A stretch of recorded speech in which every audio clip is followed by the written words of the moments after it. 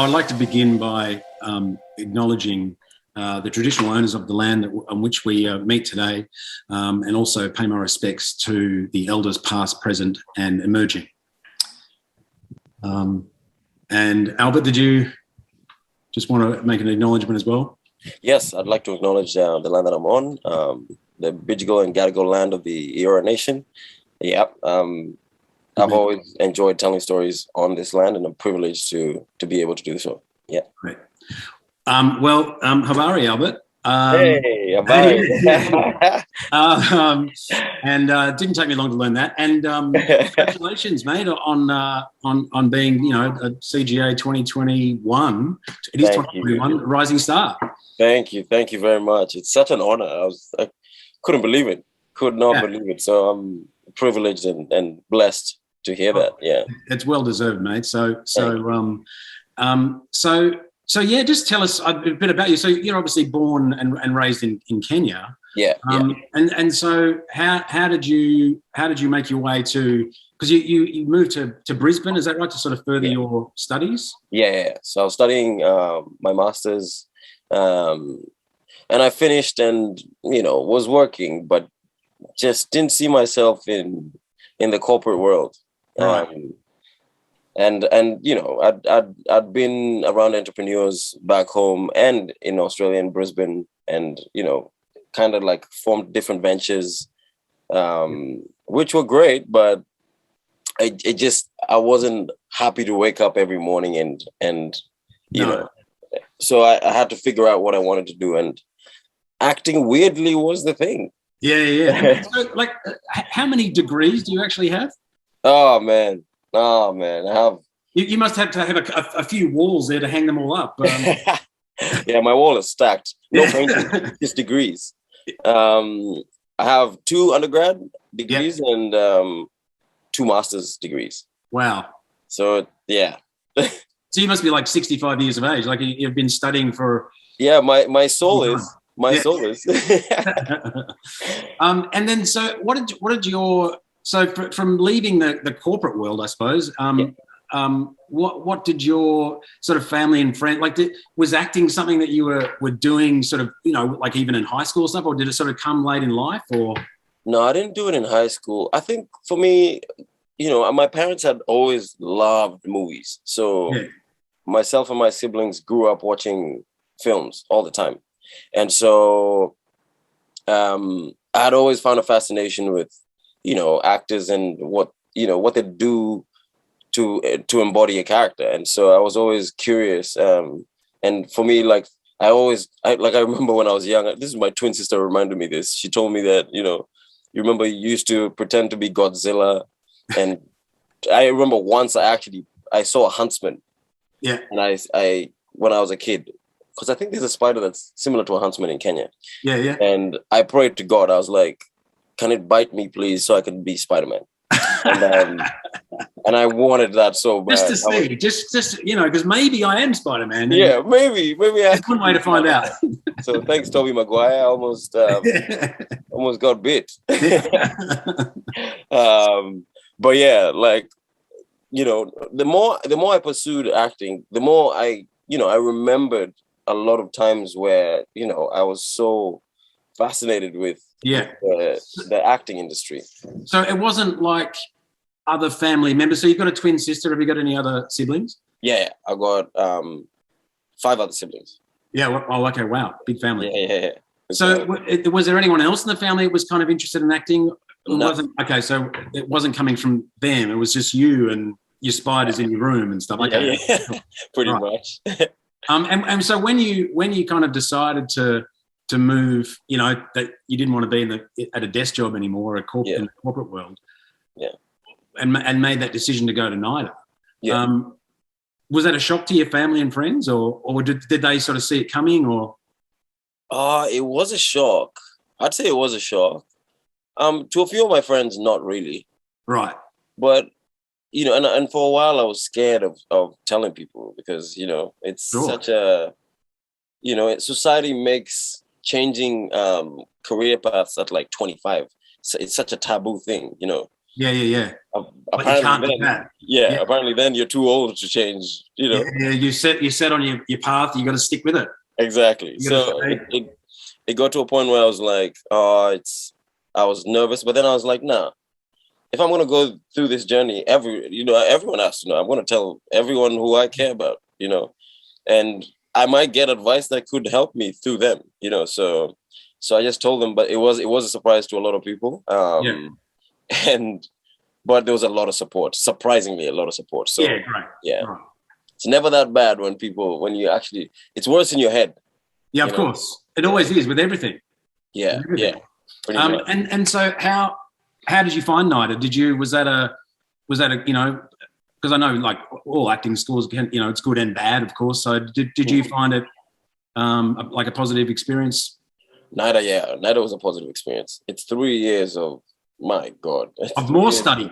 Yeah, yeah, and very different, you know, because you go through, you know, a degree and a master's degree in business where it's so structured. Then you go into a drama school and, you know, you're rolling on the floor and you're finding your voice, which you're like, what? I know my voice. What do you mean? You know, so it's so interesting and so physically, mentally, and emotionally challenging because you're constantly being vulnerable. You're constantly challenging and getting to know yourself a bit more. Yeah. So NIDA is a great experience, whether you're going through ups and downs. Yeah. Yeah, for sure. Yes. And then so like was Bump your first role that you got out of NIDA? Yeah. Bump was the first role I got on NIDA. And Mr. Hanover is a great character. He's a very likable, he's a very sort of likable, fun sort of guy, really, isn't he? Yeah, he is. He's very interesting. And I've always credited the costume department because he has this sort of kind of flamboyant taste in shirts that I really like, and his Casio watch.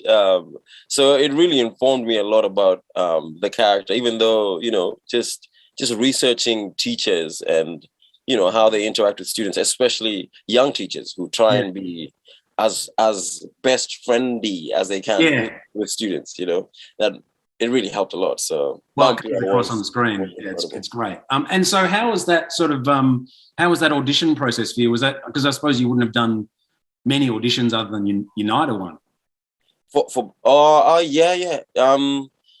I think I was lucky to have auditioned for, you know, I tried to audition for 3 drama schools.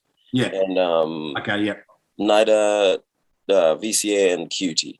And so NIDA was the last audition that I did. So by that time, my nerves were a bit, you know, watered down. Yeah. You know? But then it was still NIDA. So I was like, oh my God. Of course. Yeah. But that very first audition you would have done for an acting school would have been just, I mean, how did you handle those nerves? You know, it's one of those things where it's like, what will be, you know, because at the end of the day, when you're trying to stop yourself from being in your head, you're already being in your head. Yeah, just get out of there. Yeah, just do it. Yeah, just do it. Just do it. Yeah, that's it. Yeah. And are we going to see more of Mr. Hanover in Bumper? Is he in the? Is there's a second season? Is there not? Or yeah. We're going to see a bit more of Mr. Hanover. He's good. He's an interesting character.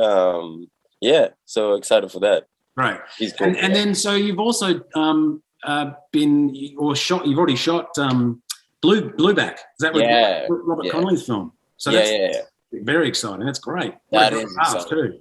That was an incredible experience. Oh my God. Can you tell us anything about that or not really? Like about not really. I'll just say it's beautiful. It's beautifully shot, and I think it has, for me, it's the message behind it. Yeah. Okay, great. You know, Tim Winton cares about the environment so much, and, you know, being raised very close to the water, you know, I see how he ended up writing Blueback, and so I share a lot of those sentiments because, you know, the nature is just so beautiful. And where did you shoot? Where did you shoot the film? Can you tell us that? Where did we shoot the film? Yeah, we shot in Perth. Yeah. Wow. Yeah. Awesome. Yeah. yeah. But it was a great experience. Loved it. Yeah. What actors have you always looked up to? Are there performers that you've always looked up to and, you know, aspired to, or that you just really, you know, sort of like and respect? Yeah. I've always looked up to Denzel Washington. One. Yeah. He's just he has this incredible way of showing so much subtext. Yeah. Which is quite hard to do, you know. So I admire him. I admire Chadwick Boseman a lot. I admire Anthony Hopkins a lot as well. Yes. He's phenomenal. He's so all right. Playful. He's not bad. Yeah. Have you watched The Father? Oh my God. I know. I have seen it. It's amazing. It's good. So good. So good. He's such a playful actor, and I think, you know, that's what each of these actors I admire reminds me, and the list is endless, by the way. Yeah. I also admire a lot of my peers that, you know, I work with, because, you know, whenever I see something, whenever I'm reading for someone for an audition, if I'm reading for them, or, you know, when I was at NIDA, you know, I see my classmates doing something, you know, something incredible. I'm always in awe of that, and always, you know, curious as to how they got to that point, you know. Yeah. Well, it's one of those professions, isn't it, that you're always going to be learning. Yeah. It's like, okay, I've figured it all out, you know, and it's always something you can be learning from other people and learning from, you know, different teachers, all that sort of thing. So that's the great thing about it, I think. It is, yeah. And that's actually has been my journey more and more, especially during COVID, you know. It's just being like, you've never really got a handle on acting, because you just get to learn constantly. And you shouldn't feel like you do either, because otherwise, I don't know. Yeah. You should never feel like you do. No. You know? No. Every character will present a whole bunch of challenges that will question everything. Yeah. And so what have you got? Is there anything that you're sort of that's coming up next that you're doing, or you're sort of auditioning at the moment, or? Yeah. I have a few things that I can't speak about. But come on. Let's get an exclusive. Let's have it. You know, no. Unfortunately, I can't. But no. But there are a few exciting things are coming up. Yeah, hopefully. I mean, if I land them, God willing, crossing fingers. You know, if I land them. But it's just exciting, you know, because all of them kind of feel like workshops. You know, so for me, I'm just like, this is great. The fact that I'm getting the opportunity to be, you know, in these rooms or to be auditioning. For me, that's the beauty of it. You've already won. I've already won, exactly. I'm already getting to nip away at the character here and there each time, you know. Yeah, good. Yeah, so it's good fun. Awesome. Well, I hope you never go back to the corporate world. Please don't. No. Only when I'm producing. Sure. Yeah. That's fine, as long as it's in the industry. But but look, so lovely to talk to you, and congratulations again on being a rising star of 2021. Thank you so much. And I can't wait to see what you do next. Oh, thank you. I can't wait to see what you do next as well. So who knows? We might work together soon. I hope so. Who knows? The world always has a weird way of, you know, bringing energies together. Exactly. Exactly. I like it. Thank you so much for having me. Thank you, really man. good to see you and appreciate and meet you.